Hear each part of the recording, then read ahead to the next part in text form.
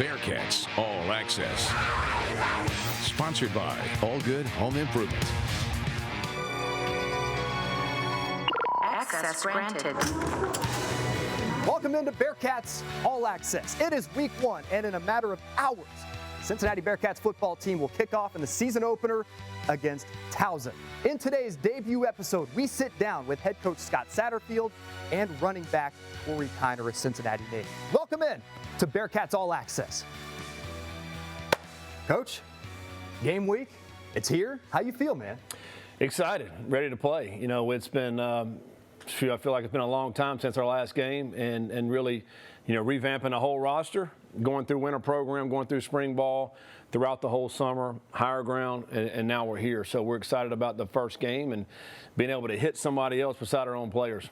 Part of it is it's the new age, the modern age of really college sports as a whole. When you look at the roster turnover, the transfer portal, and all those things, but it's been even more amplified here. The level of roster turnover that you've had, that you even just mentioned, has been wild. How do you go about handling that as a coach over the course of the offseason? Yeah, I mean, that's one of the more difficult things we had. I mean, I think when I first was a head coach 11 years ago, roster management was difficult, but I had no idea compared to what it is now. You know what? You got to have great staff. You got to have great people in your organization. You know what we do in the recruiting department now with our GM and all our recruiters that are in that department to help us identify, find the right guys, and then go out and actually recruit them and then get them on campus. And then there's a lot of work that goes involved with that. Getting guys onto campus. Cory Jones, a guy that we personally here in Cincinnati have seen grow up. I remember watching him at Roger Bacon and thinking, this dude's going to be the real deal. He's going to be good.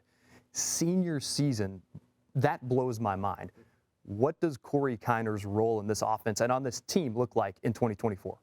Yeah, I think, Cory's kind of a lead by example guy. He's quiet, but man, he works extremely hard.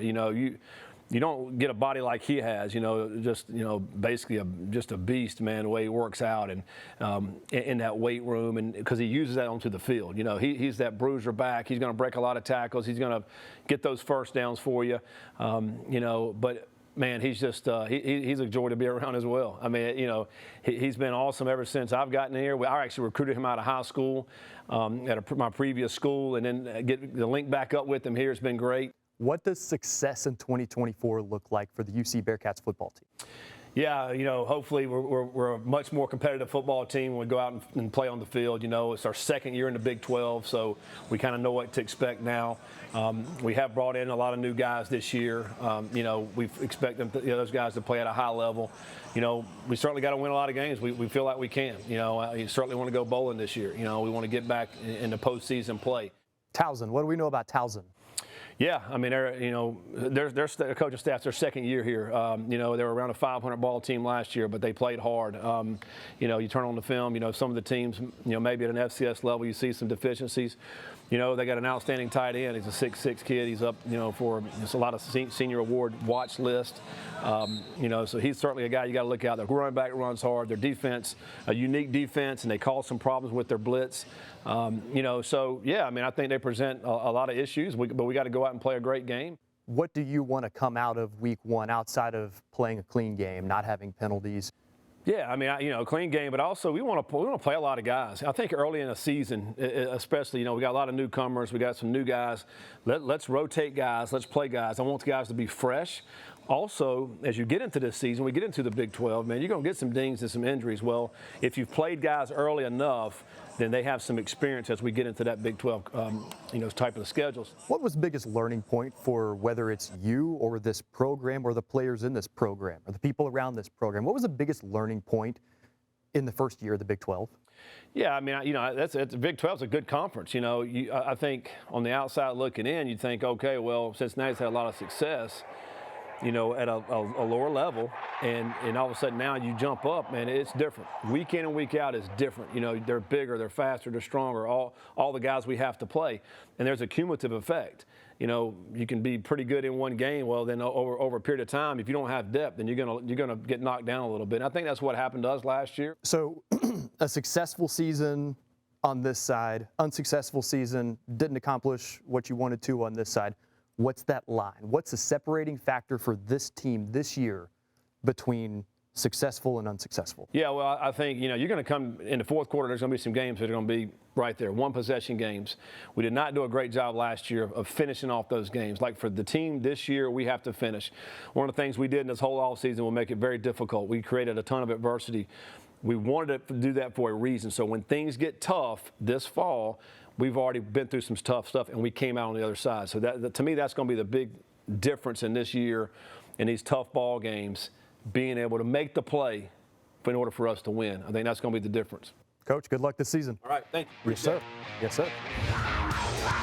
Cory, you've been one of these rare cases where we've had the privilege and the opportunity to follow you from the time basically that you got into high school. And now here we are, you're heading into your senior year at Cincinnati. When you look back over the course of all those years, what is it about you that you would say has changed the most? My age. Just my age. I still that same hungry freshman that you met at Roger Bacon. Still trying to figure out, or not even figure out, trying to figure out what's next. How are you a better football player now than you were back then? I mean, obviously, your age is going to change that, right? The hard work that you put in, you're going to get bigger, you're going to get stronger and faster. What is it, though, outside of those things that makes you a better ball player than you were years ago? Got a lot of experience now, and then matured a lot. Just knowing how to be a leader, how to lead men, how to be closer to men. It's all about that brotherhood. So people trust me, and they want to follow me. You are an interesting case of the type of guy who everyone around here knew was going to be talented and successful from a young age. What is it like growing up, if you will, under that spotlight citywide? For me, it's very humbling to know that people have that faith in me and just have that thought that I have the ability to be something. And for me, it's humbling because every day is like get up and go to work because this is what people expect of you, and I want to exceed their expectations. What's the biggest factor in your mind as a team that'll go into improving upon what was done last year and turning this 2024 season into a better season? I think our discipline, that was something that we worked on every single day this offseason, was our discipline and becoming closer. I think we're way closer as a team this year, off the field as well as on the field. And I feel like that'll help us win games in the fourth quarter. For you, what is the biggest factor for you? Like when you look back months from now on this 2024 season, your senior year as a Cincinnati Bearcat, what do you want to be able to look back and say? I want to be able to look back and say that that I gave it up my all and that I left it all on the field. What has been the biggest challenge for you, would you say? And I mean, this could be at any point in your life. This could be during your college years, during your high school years, during your years growing up. What was the biggest challenge for you? Biggest challenge for me is trying to build confidence in myself. I've always been a hard worker, trying to work as hard as I can, but just having confidence in myself and separating that confidence from cockiness.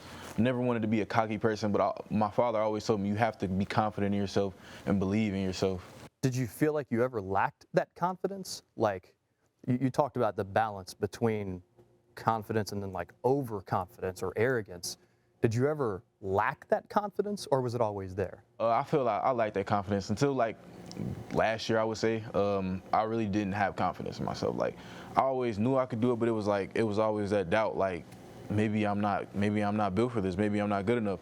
But like I said, like I've always worked this hard. I've always been the same things that I'm doing now is what I've been doing. I just needed that confidence. And I feel like this could be a lesson for anybody in any walk of life. Like, how do you go from that point of lacking that confidence to getting there, to having that confidence? How do you get there? Like I said, I have that confidence in my work ethic and everything that I do off the field. But then I just had a coach last year who believed in me, who gave me an opportunity, and then I ran with it. You've always been a guy who's wanted to be, based on what I've seen, a part of the community that you grew up in. I mean, you went off to LSU for a year, came back home. I've seen you out at Roger Bacon games. I've seen you out in the community. Why is that? Because I want to be there for the kids and stuff like that. Like as a kid, I always wanted to be around my favorite athlete and just be a fan and stuff like that. So I want to give the kids that experience of like I'm some kids' favorite athlete. So I want to go back, and I want them to see me doing good things. So maybe one day when they have the opportunity, when they get older, that they can be like, oh, this guy changed my life, and now I want to get back to my community. Have you taken a second to realize that this is your senior year and that this is the last go around here at Cincinnati? Oh yeah, yes sir. So right before winter workout started, it hit me, and it's like you don't have any do-overs. There's no second chance.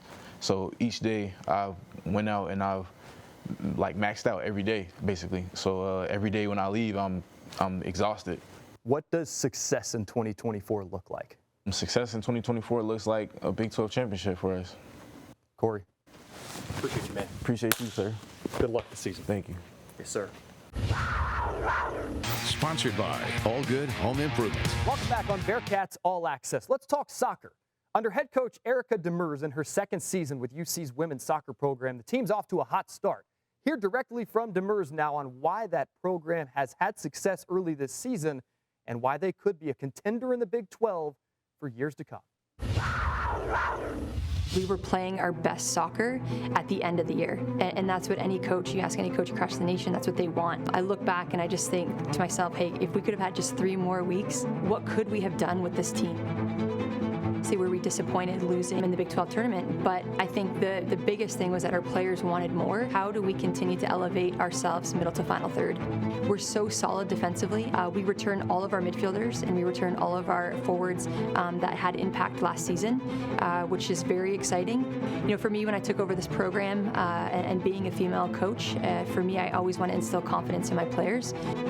So that was a word for us that we put into them and tried to drive into them every single day. I think about the hard work and the hands that built, this school and how proud I am to be a part of it. And I know it's that same with our players. So we didn't want to lose, what and who they were with regards to hard work and grind. But the element of being confident in every single thing they do, both as people, as students, and then as athletes. So that's something we speak about every single day with them. So for us, that is the foundation of what we have. We worked a lot this spring on making Clifton Confidence come to life, and that's going to be this fall, is making sure that we are being doers in that every single day. That's what you want. You want a hungry team. You want a team that's ready to get after it every single day, and that is right now the foundation of where we are, and we're just going to continue to grow it. So we need to keep that alive and keep that going for year 2. All right, the UC soccer team plays tomorrow afternoon at 1 o'clock at home against Eastern Michigan. Now, the UC goalkeeper, Anna Rexford, ended last season with 71 saves and 4 shutouts. Now heading into her 5th season with the Bearcats, she already has 2 wins. Let's learn more about one of the veteran leaders on UC's soccer team. My name is Anna Rexford. I'm from Wilmore, Kentucky. I play soccer and I'm a goalkeeper. Faith is huge for me. It drives a lot of things that I do just in life and the decisions I make, but faith's big because I write audience of 1 on my leg for every soccer game, and it just drives that no matter the performance I have, I know that my identity is in Christ and that mistakes happen, but at the end of the day, I'm a child of God and can make mistakes and still be loved by Him. Family is a huge thing for me. I have 3 siblings. And my parents have been so supportive from age 3 when I started playing soccer. But I know that it's not uncommon for parents not to be at games, but the support I have from them is just incredible. But every time I'm playing, I know that they're making a huge effort to be there, and that'll never not mean enough to me. Big 12 was huge for me. I knew it was going to be a big step up in competition and how to lead this team. So I knew that having faith behind it, that I could do it freely without restraint and just be me, was super freeing. And then having the support of my family of texting my dad before and after games and just him being supportive and not saying do's and don'ts, but just play, really just allowed me to be myself and lead my team the way that I wanted to. And the support I even had from teammates and coaches of just saying be you, I think I just was able to express myself and was really happy just with how I handled games and how my teammate was able to support me.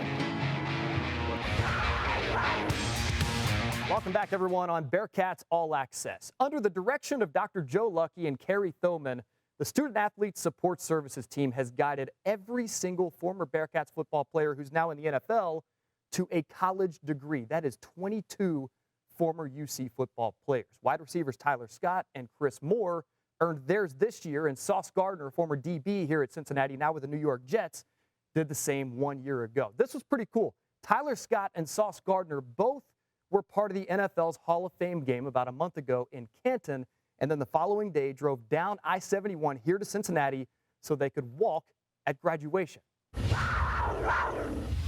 As Carrie and I sat down, I remember in 2013, we said, the individuals who have not graduated, like what are some of the things that stood out as to why when they headed into the NFL, a degree was not in hand? And so we put together a couple strategies. Carrie putting together one of her key initiatives and goals was to graduate every Bearcat in the NFL. Well, we have had every senior football player graduate since the 2017 season. That right there is a great example of consistency. We also had one of our most significant periods in football success, college football playoff. During this period, we were having a lot of success on the field, but at the same time, every senior was graduating, and those that got into the NFL have come back to finish. So it's not just one piece that's been a success, it's been the whole plan, and that's what really makes it special. Gary, she was super excited when I told her, like, I wanted to come back and do this. You know what I mean? She got on it ASAP. You know, I got enrolled in classes, and, you know, we hit the ground running. Graduation has really been something that we've wanted to celebrate as a whole. We started graduation celebrations. We have 3 graduations every year here at UC. It is significant for any of our athletes, for those students that are playing in the NFL and have that opportunity to come back. It's really a campus celebration to see them. They've been out representing Cincinnati on the highest level, the greatest league. You know, I wouldn't be where I'm at today without school, because it got me this far, and I got the youth looking up to me and inspired by me. I think it was really important for our current student athletes to see a guy who went number 4 overall in the draft to be here, to take time away from his NFL program. I think it was just a really cool moment for everybody to show that this is just as important as playing football games on Sunday. The NCAA has a benchmark called the graduation success rate.